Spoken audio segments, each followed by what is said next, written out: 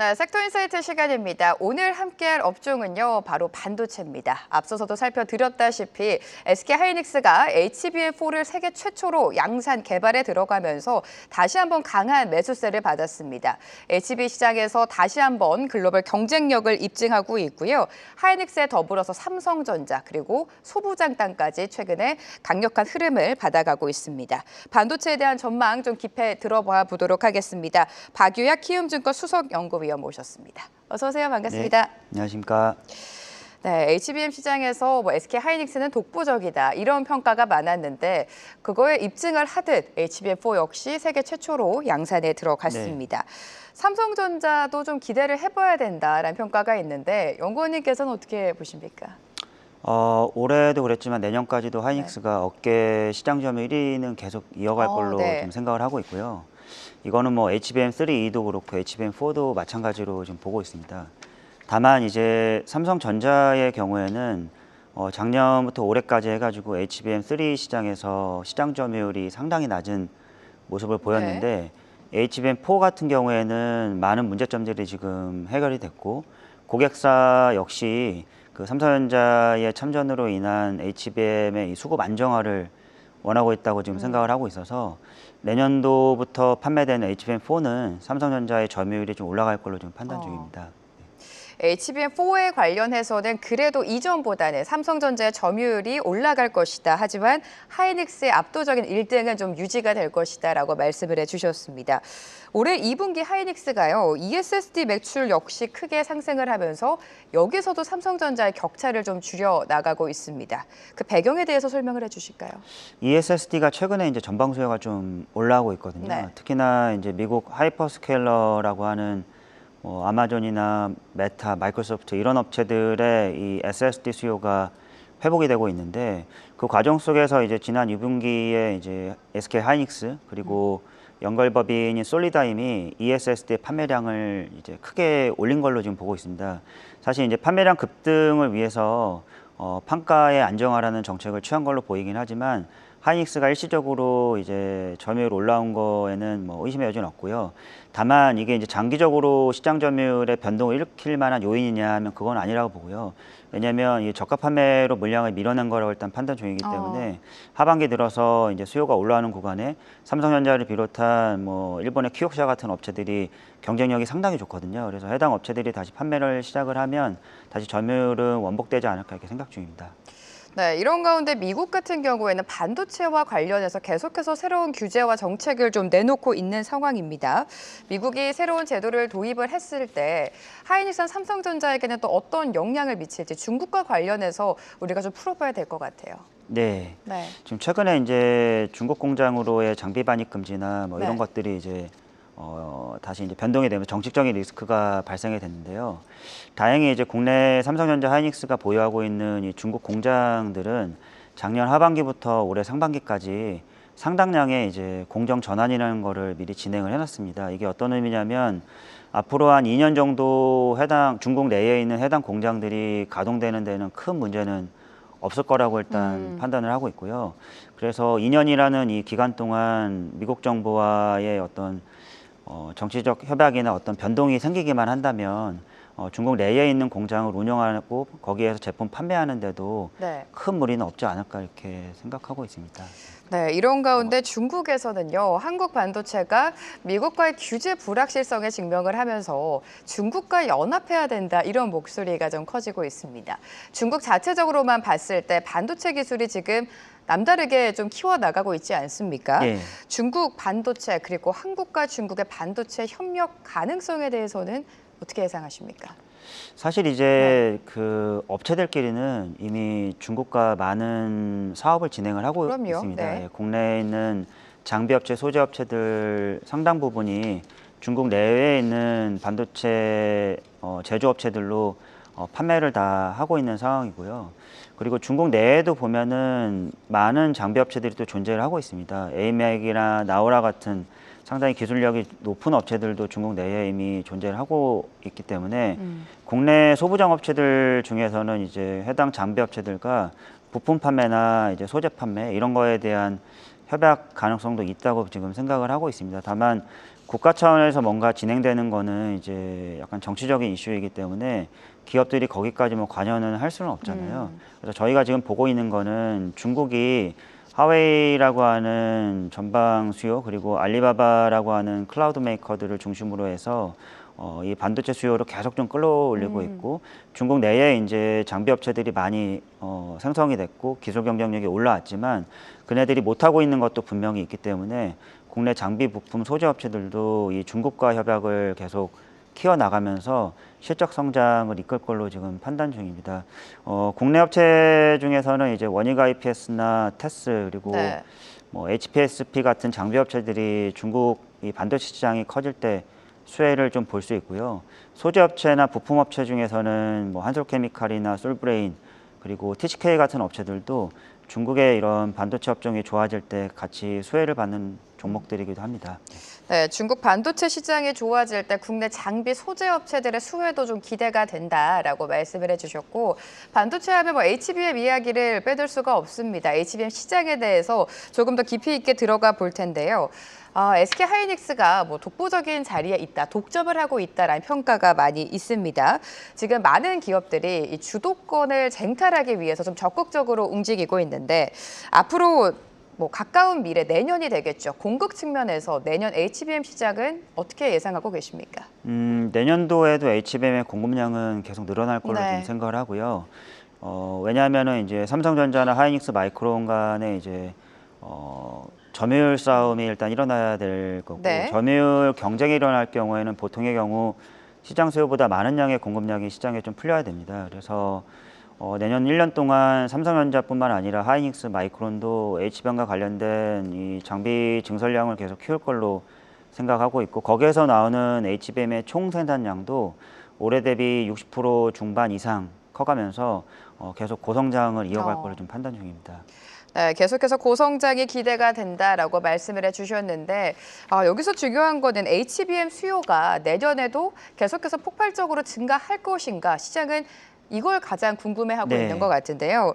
내년에 HBM 수요가 공급 증가율을 하회할 가능성도 있다 이런 이야기도 있는데 그 배경은 무엇일까요? 예, 저희도 그렇게 지금 보고 있는데요. 네. 왜냐하면 일시적인 현상이라고 생각을 하고 있고요. 일시적으로. 예, 왜냐하면 아까 잠깐 전에 네. 공급 쪽에서도 얘기 드렸지만 HBM 공급 3사 간의 시장 점유율 경쟁도 있어야 되고 수요 측면에서 봤을 때는 내년 1년 동안 수요의 3분의 2 가까이를 차지하고 있는 엔비디아가 네. HBM의 채택량 증가를 일단 멈추게 됩니다. 어. 그러니까 이제 최근 3년 동안에는 그 GPU 옆에 붙는 HBM의 탑재량을 계속적으로 이제 증가시켜 왔는데 내년 1년은 올해랑 거의 유사한 정도의 이 HBM 사용량을 엔비디아가 채택할 예정이기 때문에 아무래도 전방의 수요 증가율은 그 GPU 판매량에다가 HBM의 평균 탑재량을 곱해서 총수요가 네. 나오기 때문에 수요 증가율이 내년도에는 좀 둔화될 수밖에 없습니다. 그래서 공급 쪽에서는 공급량을 크게 늘어날 거고 수요 측면에서는 약간 둔화되는 흐름이 내년 1년 정도 나올 것 같긴 한데 대신 1년 정도 더해서 27년도로 가면 엔비디아의 탑재량이 이제 3배 가까이 늘기 때문에 네. 전방 수요의 성장세는 장기적인 수요는 되게 좋게 보고 있습니다. 네, 장기적인 수요는 좋겠지만 당장 내년을 봤을 때는 수요 증가율이 둔화가 될 수도 있다. 그렇게 된다면 판매 가격에도 좀 큰 영향을 미칠 것 같은데 지금 SK하이닉스가 공급 가격 인상을 추진하고 있지만 그렇게 쉬워 보이지는 않는 것 같습니다. 가격 측면도 좀 설명을 해주실까요? 예, 맞습니다. 지금 내년도 같은 경우에 현재 판매가 되고 있는 HBM3 22단 제품 같은 경우에는 올해 대비 한 20에서 30% 정도의 판가 인하가 진행이 될 것 네. 같고요. 보통의 경우는 이제 매년 한 10% 초중반대 정도의 판가 인하가 되는 게 과거의 흐름이었는데 내년에는 그것보다 좀 더 많은 판가 인하가 HBM3 12단에서 발생이 될 것 같습니다. 지금 그것보다도 중요한 거는 HBM4인데요. HBM4 같은 경우에는 수요처인 엔비디아가 원하는 가격과 공급업체인 하이닉스 그리고 삼성전자 마이크론이 원하는 가격의 격차가 현재 상당히 벌어져 있는 걸로 보고 있습니다. 그래서 수급 상황 따라서 내년 HBM4 가격이 결정이 되기는 하겠지만 현재로 봤을 때는 이제 업계 1위인 하이닉스가 원하는 제품 판가를 HBM4에 대해서 얻기는 쉽지는 않을 것 같다. 이렇게 지금 판단 중입니다. 네, 또 AI 추론 시장이 확대가 되면서 ASIC 부분에 대한 관심도 지금 높아지고 있는 상황입니다. 지금 훈련용 AI 칩 시장이 좀 계속해서 성장할 것이다라는 게 업계의 평가인 것 같은데 이 부분도 좀 풀어주실까요? 예. 그 전방의 그 AI 칩은 네. 그 말씀하신 ASIC이랑 엔비디아가 영위하는 GPU가 이렇게 전체 칩 시장을 형성하고 있는데요. 현재 보면은 엔비디아가 하고 있는 GPU가 전체 그 AI 가속기 수요에서 한 80% 가까운 점유율을 하고 있습니다. 이쪽은 대부분 이제 AI 학습 쪽에 사용하는 제품이고요. 하이퍼스케일러가 외주를 줘서 만들고 있는 ASIC 칩들은 이제 추론용 AI 시장에 탑재되고 있는데 이 추론용 시장 자체가 이 성장률이 GPU 학습 시장보다 더 높게 나오고 있습니다. 그래서 아직 현재까지는 이제 엔비디아가 하고 있는 GPU 시장의 성장률이 많이 나왔지만 내년 1년만 놓고 보면은 ASIC 시장의 수요 성장률이 60% 후반대로 고성장을 기록할 걸로 보고 있고요. 대신 이 GPU 시장은 내년도에 10% 중후반대 정도 성장하면서 ASIC 대비는 약간의 저성장이 들어갈 걸로 보이고 최근 3년 동안의 GPU 수요 성장 대비도 내년도 성장률은 좀 둔화될 수밖에 없다고 생각합니다. 네, 최근에 이렇게 HBM 훈풍으로 인해서 반도체 업황 전반적으로 개선될 것이다라는 기대감이 커지고 있습니다. 일반 D램으로까지 좀 확산이 되는 모습인데 레거시 반도체와 관련해서는 남은 하반기 그리고 내년까지 어떻게 예상하고 계십니까? 원래는 이제 레거시 반도체는 올해 연말부터는 가격이 좀 빠질 걸로 예상을 했었거든요. 왜냐하면 이제 중국 업체의 시장 진입도 있고 공급 쪽의 증가도 있기 때문에 올해 4분기부터는 좀 안 좋아지지 않을까 이런 우려를 했었는데 저희가 예상치 못하게 이 HBM4의 칩 사이즈가 조금 크게 생산이 되면서 범용 D램 쪽으로 빠지게 되는 공급량의 증가가 상당히 지금 제약이 되고 있습니다. 그래서 일반 D램 쪽은 공급 증가 요인이 제한돼서 내년도에도 올해와 비슷한 수준의 공급이 나갈 걸로 예상이 되고 대신 수요 측면에서는 그 스마트폰 쪽의 AI 적용이나 PC 쪽의 AI 적용이 좀 본격화가 되면서 수요 성장률은 또 계속 될 것 같습니다. 그래서 범용 D램의 이 수급도 내년 한 여름 정도까지는 상당히 타이트하게 움직이면서 가격의 상승을 이끌 걸로 지금 보고 있습니다. 자, 이런 가운데 최근에 반도체주 흐름이 심상치가 않습니다. 앞서서 설명도 해주셨겠지만 하이닉스, 삼성전자, 이제 소부장까지 시세를 내주고 있는데 지금 시점에서 반도체를 내 포트 안에 넣어야 되는지 궁금하신 투자자분들도 많으실 것 같습니다. 눈여겨보고 계신 탑픽 종목이 있으실까요? 지금 네. 탑픽 종목 소부장 중에서는 이제 장비 쪽은 그 원익 IPS를 네. 가장 지금 선호하고 있고요.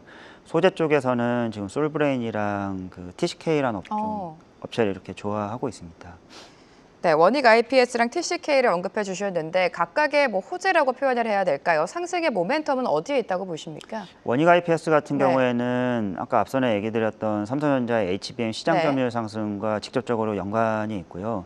삼성전자가 이제 그 HBM의 시장 점유율 상승을 위해서 평택 4공장에 대한 장비 증설을 하고 그리고 올해 연내 평택 5공장을 대한 착공도 나설 걸로 보고 있는데 원익 IPS는 이 삼성전자의 신규 공장에 장비를 공급하면서 실적 성장이 올해 내년도 내후년까지도 이어질 걸로 지금 예상되고 있는 업체입니다. 또한 HBM과 관련된 신규 장비도 삼성전자에 이제 신규로 넣게 되면서 HBM에 대한 그 익스포저도 커지고 있기 때문에 삼성전자의 이 업황 회복, 실적 회복과 함께하면서 원익 IPS도 동반 좋아질 걸로 지금 보고 있습니다. 네, 원익 IPS는 삼성전자의 실적 회복과 함께 수혜가 기대된다라고 말씀을 해주셨고요. 하이닉스는 삼성전자에 대한 이야기도 간략하게 좀 여쭤보도록 하겠습니다. 하이닉스가 오늘 34만 원 최고가를 터치를 하고 살짝 상승폭이 둔화가 됐는데 가장 중요한 건 여기서 상승의 연속성을 끌고 갈 수 있을지입니다. 어떻게 주가 향방 보십니까? 하이닉스가 지금 3분기 실적이 상당히 좋을 것 같습니다. 네네. 거의 한 12조 원 정도의 영업이익을 찍으면서 주가 상승 모멘텀으로 이어질 걸로 지금 생각을 하는데요. 다만 이제 부담스러운 거는 하이닉스의 주가 밸류에이션이 역사적 상단 쪽에 와 있고 과거 이제 메모리 사이클로 봤을 때도 역사적 상단 정도의 주가 밸류에이션을 지금 받고 있는 상황입니다. 그 상황에서 이제 올해 연말로 갈수록 경쟁사인 그 삼성전자의 HBM 시장 진입에 대한 우려도 좀 커질 수가 있고 중국의 디램 메이커인 CXMT가 최근 들어 이제 중국 내에 있는 업체로의 서버 디램 판매나 해외 고객들로의 PC 디램 판매를 본격적으로 하고 있기 때문에 하이닉스의 이 범용 디램과 관련된 그 시장 경쟁 심화 우려도 주가를 좀 제약을 할 수가 있을 것 같습니다. 그래서 당분간은 얕은 박스권 흐름이 예상이 되고요. 기간 조정 좀 있을 걸로 지금 판단 중입니다. 네, 이렇게 반도체 전반에 대한 투자 전략 세워주셨습니다. 박유화 키움증권 수석연구위원과 함께했습니다. 고맙습니다. 네, 감사합니다. 계속해서 다양한 경제 이슈를 알고 싶다면 구독과 좋아요, 알림 설정 부탁드립니다. AI 캐스터 권미정이었습니다.